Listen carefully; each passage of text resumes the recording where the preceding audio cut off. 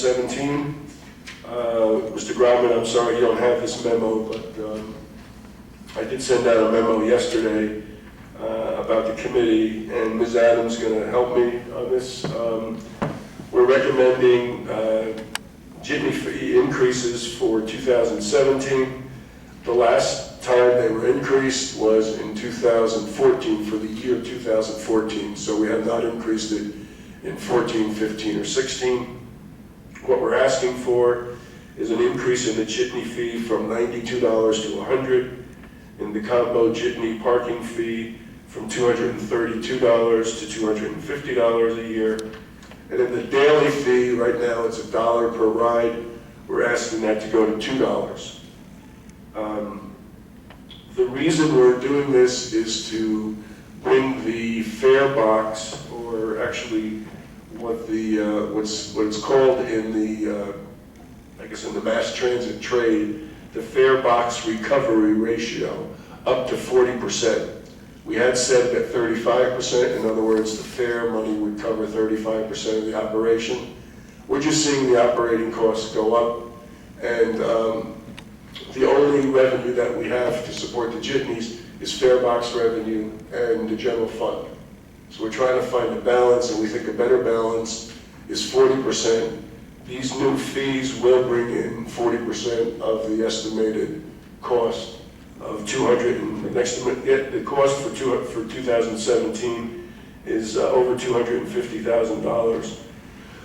And we think that this new revenue will be able to bring it up to 40%. Just to give you comparisons, New Jersey Transit, the fare is 40%, PATH is 40%, the fares for New York subways is 41%, Long Island Railroad 48%, Metro North 55%, and San Francisco's at 65%. Luckily, we don't have to travel out there. So 40% is kind of in line with what we have right here. And we never like to increase the fees, but our costs are going up. We are going to be adding a jitney for 2017. And we also want to make sure that we have enough jitney routes out there, because we can't overcrowd the buses. So that's something that we're also looking at.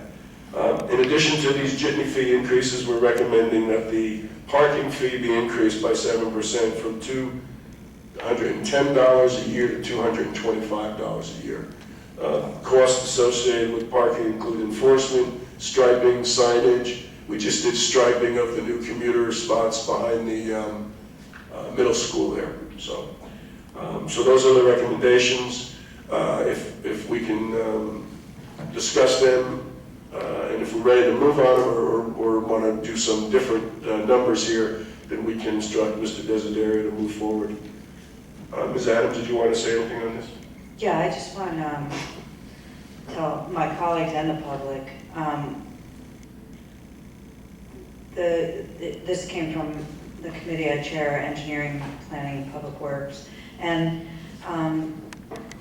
we need to look at this more carefully. While it's wonderful that fees weren't raised, it's still an incredible bargain for commuters to ride the jitney. I would challenge people to find it less expensive anywhere else, but we're going to end up getting ourselves into a bind, because the existing fees don't take into account depreciation of our vehicles, and they are in fact getting older.